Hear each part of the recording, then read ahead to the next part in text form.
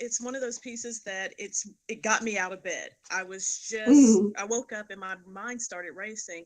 So many tweets, and I'm not heavy in Twitter like some of you all are.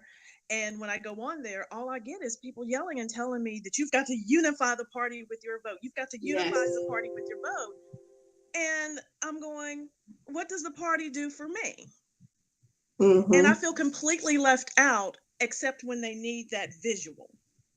They will throw my face out there to show the diversity picture.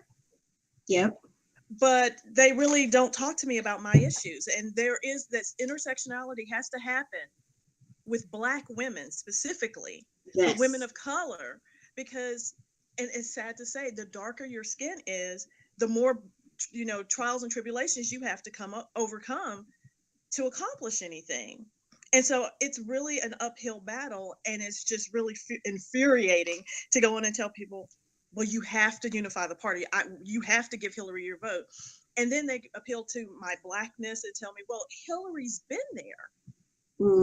And so I asked a friend, and she's a Hillary supporter, and I really trust her opinion. And I said, I don't want to be unfair. I've been kind of mired in this, and maybe I'm getting tunnel vision.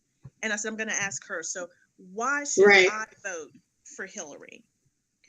And she brought me back some information. She didn't tell me why. She brought me back information, and I just kind of looked into it.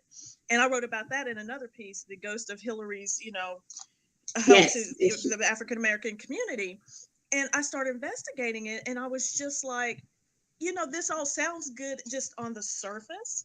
But when you start digging into it, it's not a lot there. Or you have to overlook some of the things, and well, don't blame her for what Bill did. Well, I don't blame her for what Billy did. I blame her for her support of it, and then she wants to bring it up as one of her crown jewels.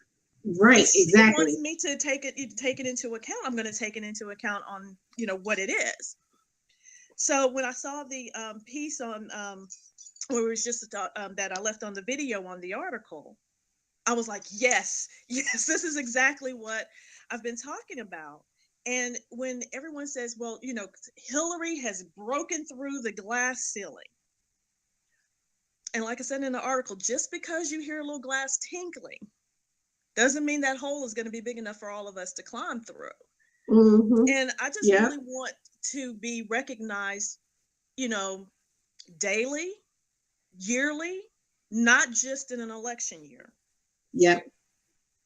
So, and that's just really what motivated the piece. And I just was shocked because it was one of those things that I was angry and I fired it off, and then I went, people seem to like this. And so I feel like there's people out there that just didn't know how to just get that out there. And so I'm glad I did.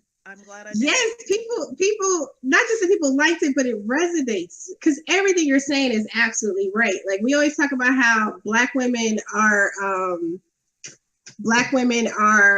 we're the large, we vote for Democrats in a larger proportion. Like, we're this change making driving force, and yet we're underrepresented when you talk about, candidates, when you talk about people in real, like, in certain positions.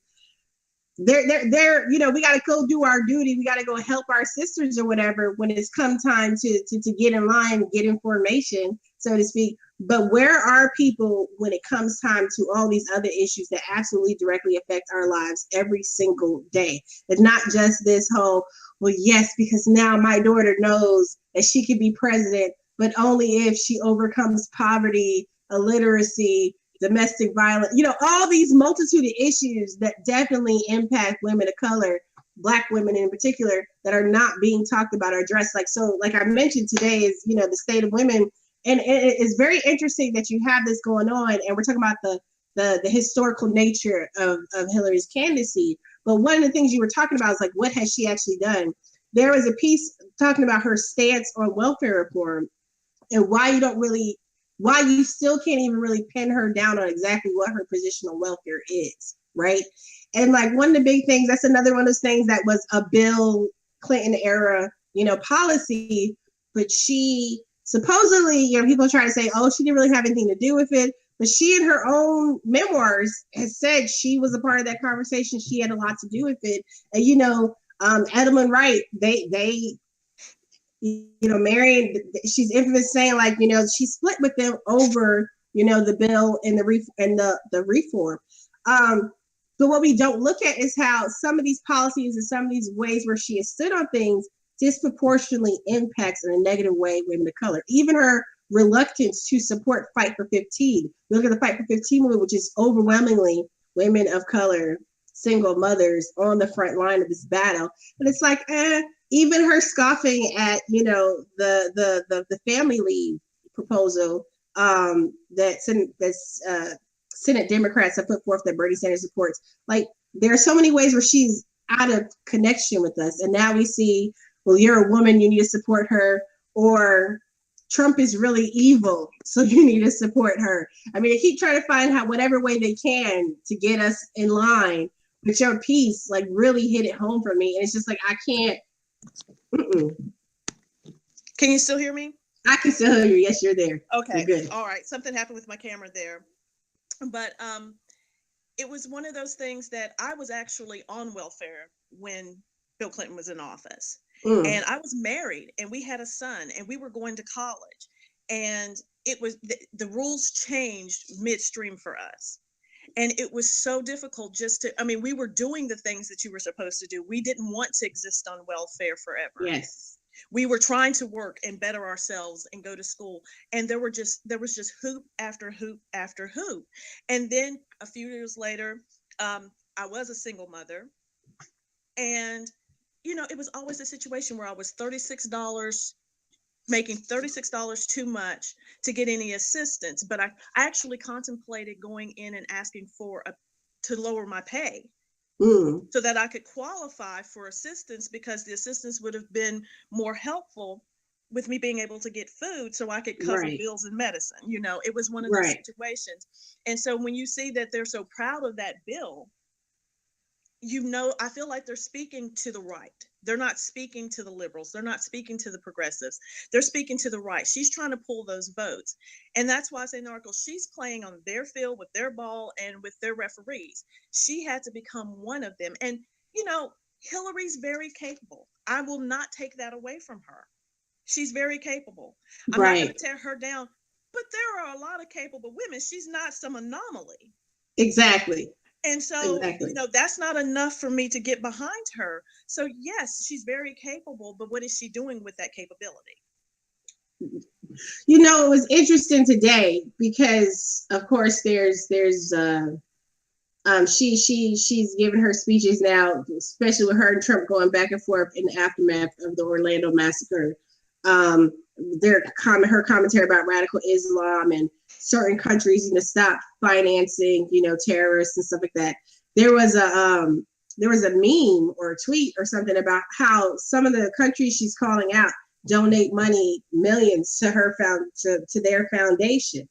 Someone else then pointed out that some of these countries have some of the most abusive and atrocious policies towards women, right? And then now today, someone pointed out that those countries, some of them also, they not only persecute but execute people for being gay. And it is, you do start to question, at what point do you draw the line in being able to support someone? Like, I understand everyone's feeling Trump is bad, Trump is evil, Trump is scary.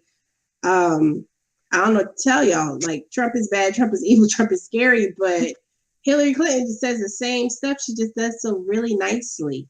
Yes, exactly. They both talked about radicalized Islam yesterday, right? You have POTUS saying, I'm not going there. Like, what does that even do? What does that even do? And she's falling, like you said, she's playing on their territory, on their field, using their language.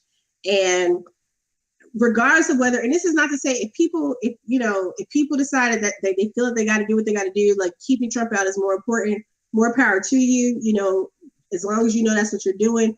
But she does need to be addressed. She does need to be called out on this. And we do need to question what this actually means for women.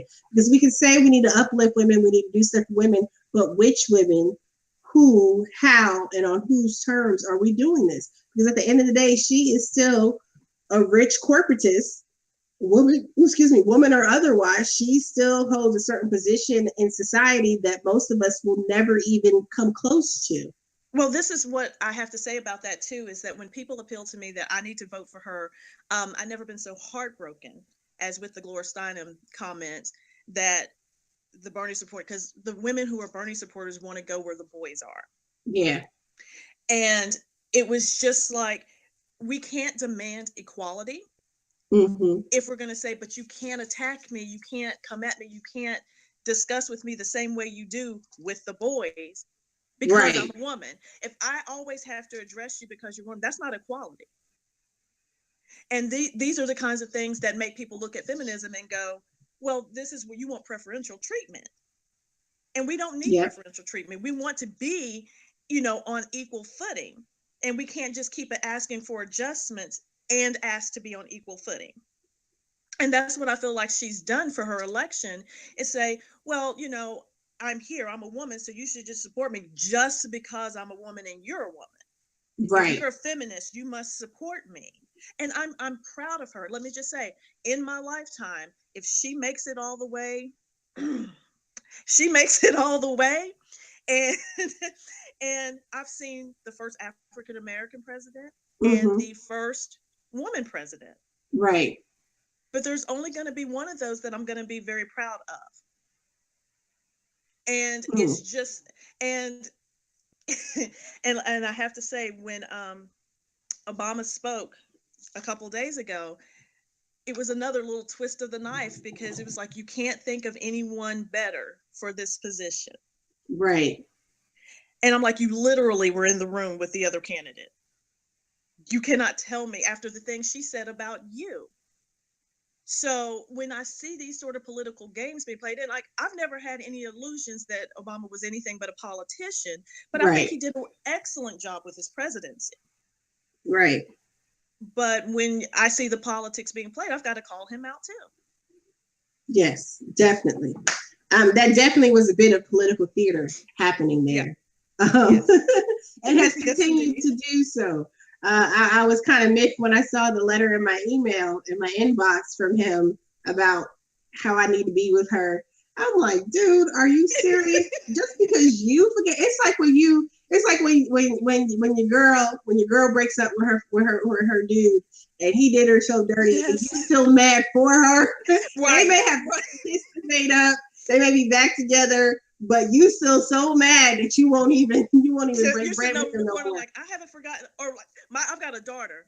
She posted, she was just like, my mom has not forgotten what you did or said about me. It's the same way. Yes, it is. It is exactly like what we love so hard and so fiercely, and we're so loyal. But it's just like, I understand. It was very weird for me, because yesterday, someone who I trust like so much and respect so much, and their opinion is like probably top 5 people in the world. Their opinion matters in the top 5 most to me ever out of anybody.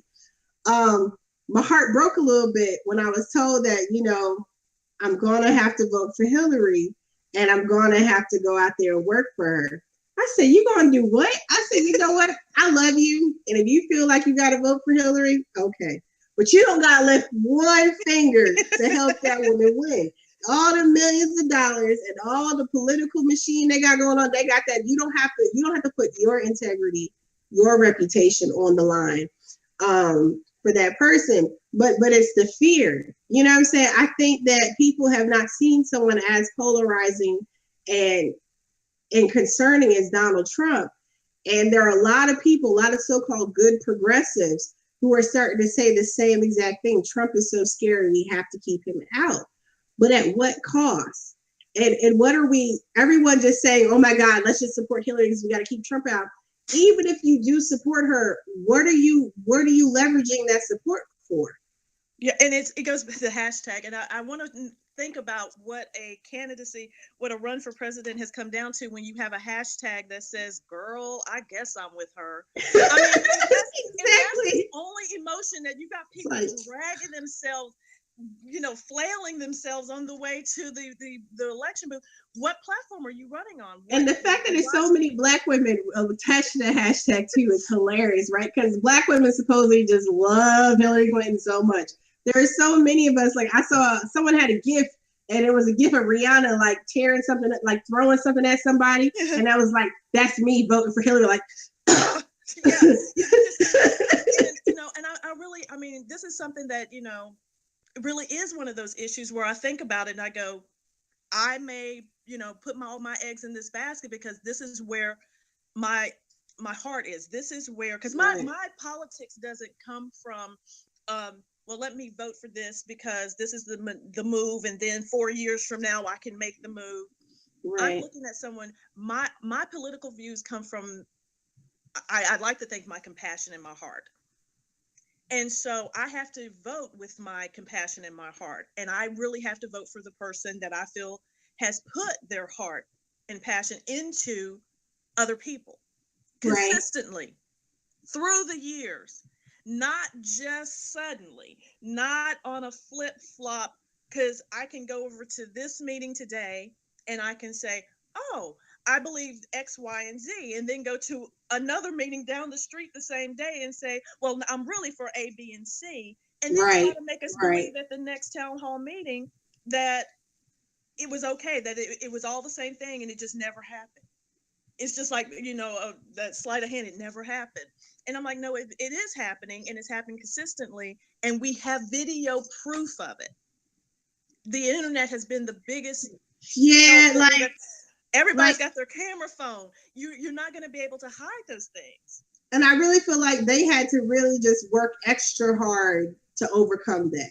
Because I think if we had a regular playing field in terms of like regular media, in addition to the media that we've all developed over the last several months, I think it'd be a lot tougher climb for her. We'll see how things shake out, over the next several months. But I got JP. JP's a taskmaster, so I appreciate you so much for coming on and talking to me. And I would actually, this was fun.